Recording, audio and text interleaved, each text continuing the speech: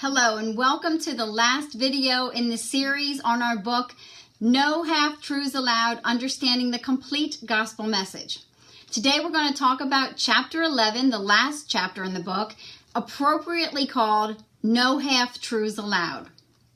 In it, we talk about why it's so important to get this right, why it's important to know the Bible for yourself, and why Paul tells Christians to examine themselves to see if they're really in the faith. Let me read an excerpt for you. False prophets and teachers have been around for a long time. The Israelites were fooled by them, and many Christians are today also. Why is it so easy to fall prey to these people? Because they tell us what our itching ears want to hear. It is very possible to think you are a Christian, do a lot of good work, serve in the church, and do all the things one thinks a Christian should do, only to find out at the end of your life that you're not one.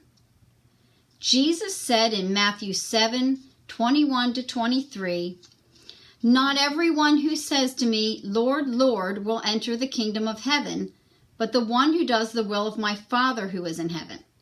On that day, many will say to me, 'Lord, Lord, did we not prophesy in your name and cast out demons in your name and do many mighty works in your name?' And then I will declare to them, 'I never knew you. Depart from me, you workers of lawlessness.'" Today there are a good amount of substitute gospels being spread by many who claim to be evangelical Christians, some who may really believe that they are. Some of it's blatant, some is subtle.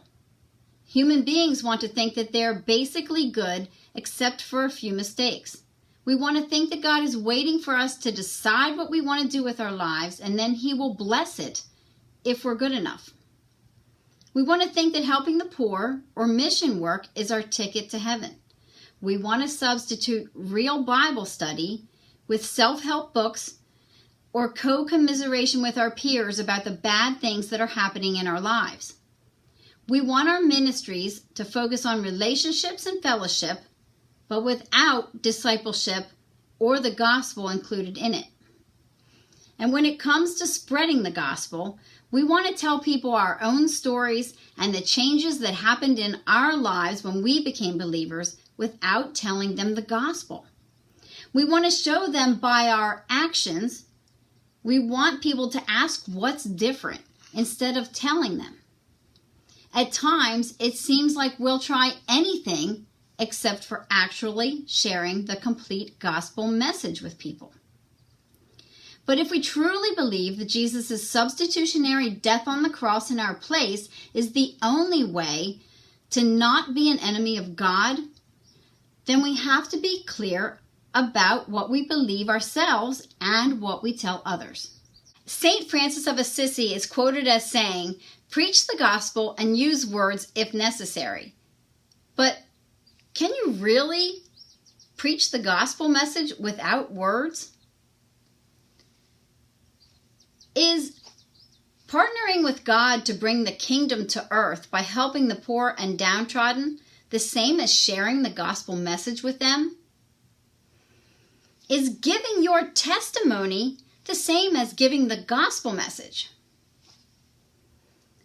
Is telling someone of any age, "Just ask Jesus into your heart," the gospel message at all? In chapter 11, we talk about these things, and we talk about other messages that Christians use as the gospel that are really only half-truths at best. Why is it so important to get this right? Because we're talking about eternity. It's important that you know the complete gospel message for your own eternal salvation.